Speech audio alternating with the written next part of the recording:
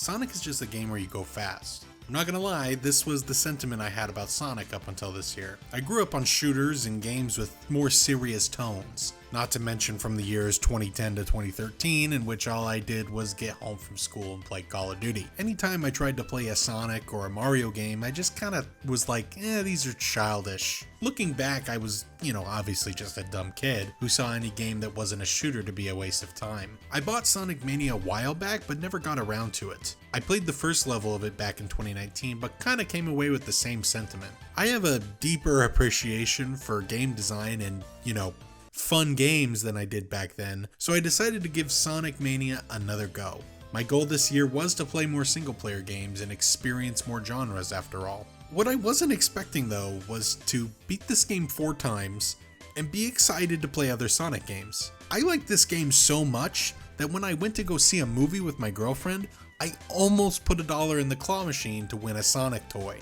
I am excited for Sonic Origins even with all the stupid pre-order bullshit going on. I understand now why Sonic is so popular and how it was able to almost single-handedly flip the tables on Nintendo in the 90s. I wasn't even planning to do this video, but I can't stop talking about Sonic, okay? I can't stop listening to the soundtrack. I can't get enough of the beautiful visuals and lightning fast speed of the game, okay? I just can't. I need to talk about it. I couldn't wait until I attempt an every game I played this year recap at the end of the year to recommend this game to you. I just want more Sonic, so please enjoy my ramblings.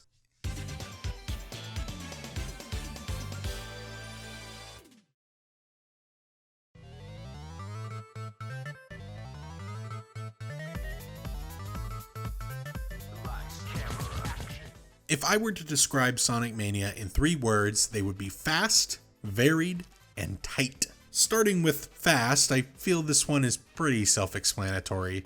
In Sonic games, you go fast. However, it also means that you can complete this game pretty fast. If you know what you're doing, you can run through this game in just a few hours. As I've gotten older, I find a lot of value in short games that I can replay rather than long, epic RPGs. I had to put Elden Ring on the back burner because I realized around 20 hours in that I just wasn't ready for a game of that size at the moment. I wanted something else, something quick that I could finish in 10 or less hours. That was why I picked up Sonic. I beat it in about 5 hours over 3 days. Then I started a Sonic only playthrough and beat the game in 4 hours. Then I did a Knuckles run and beat the game in 3 hours. Then for footage for this video, I played through another Sonic and Tails run in another 3 hours. I have spent less than 20 hours with Sonic Mania, and I beat it 4 times. Even now, I haven't uninstalled the game yet, because I know in a week or two I'll get that urge to hop into one of my favorite zones and sprint through both its acts in 10 minutes. Sonic Mania is a game where you go fast, and it's also a game that makes the time go fast. I pick up a controller and what feels like 10 minutes will go by, and it'll be an hour and a half later and I will be halfway done with the game. It is a classic example of all killer, no filler. Making 3 hours of engaging and fun gameplay is really hard. And when it feels as good as this does, you can't help yourself but replay it. In fact, once I'm done with this sentence, I'm just gonna go start another playthrough. It's that good. The second word I chose was varied. This game features 12 zones, each with 2 acts. Each zone's first act introduces a new core mechanic before expanding upon it with subsequent ideas in the second act. Each act is brief. When combined, each zone totals about 20 minutes if you really take your time. Then on to the next zone with new mechanics, new visuals, and new music. The game never stays in one style for too long. This kind of variation is also extremely important to the moment-to-moment gameplay. The game knows when to let the player loose with speed and shoot them through loops or roll down a hill at 100 miles an hour, but also knows that in order for that kind of gameplay to be satisfying, it needs to be a reward or on the tail end of some platforming. One thing that always kind of threw me off about people's love for Sonic games was that being shot through levels is inherently uninteresting gameplay. When you're moving at what feels like light speed, there isn't much room for fun platforming, as the reaction speed needed to deal with accurate jumps would be unreasonable to ask of players. That's why I use the term shoot you through the level, because you're not so much doing it yourself, it's kind of just something you look at. Granted, you do hold the stick in the direction you're going, but you know what I mean. You're not really making any decisions here. Flipping it around to see this as a reward for doing some smaller platforming makes it much more easy to appreciate. It's like a reward. Flying through every level in Sonic at top speed would get boring pretty fast. So instead, the game introduces a bunch of speed bumps that get you to slow down and interact with the level and its mechanics. Ironically, it's the slowing down that allows the going fast of Sonic to flourish. The game constantly fluctuates between proper platforming to test your skills and the visual spectacle of going through levels at a blinding speed. Then, just as an idea starts to get tired out, it's on to the next one. Sonic Mania is constantly hitting you with new ideas, new moods, and makes the 3 or so hour runtime so joyous to play through again and again.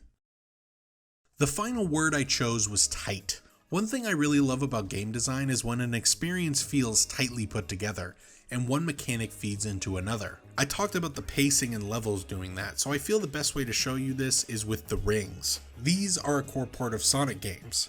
They play a satisfying sound effect when you pick them up that makes them a joy to collect from an experiential point of view.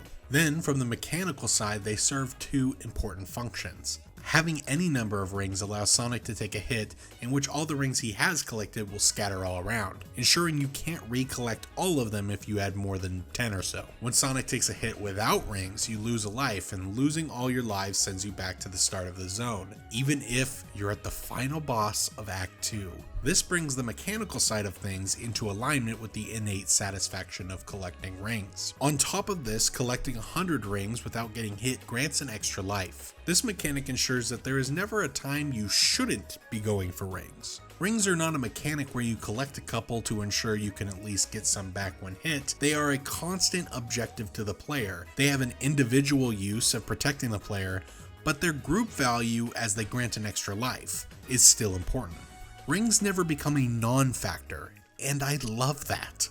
So many games introduce what feels like a core gameplay system and then promptly forget about it moments later. Sonic Mania doesn't have a lot of complexity in its core gameplay, and instead relies on level layouts and zone-specific obstacles to provide the variety. This allows them to polish that core gameplay to an immaculate shine, and be as tight as possible as to not have useless or situational mechanics. All that gameplay stuff is cool and all, but perhaps the best thing I learned about Sonic from playing this game was that it's just something that you do in the background while listening to the banger soundtrack.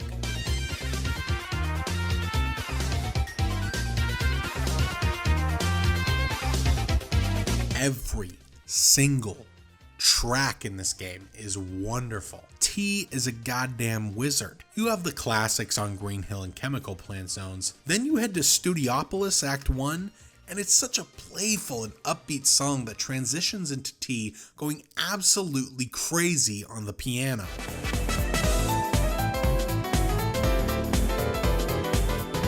Once you make it to Press Garden Act 1, it has a more mechanical beat to it, while Act 2 has a more open and airy type beat to match its frozen environment. Then immediately after that, you enter the lo-fi-esque Song from Stardust Speedway Act 1. This level is a little slower and more laid back in most areas, especially when contrasted with Act 2 of Stardust Speedway, where the level designers up the pace and T ups the ante with the saxophone.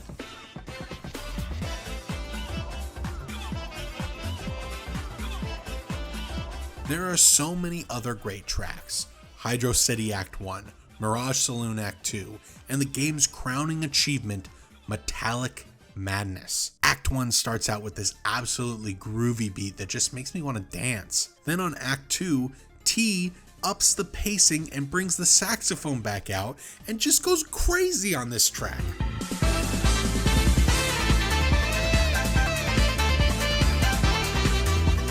This soundtrack is untouchable.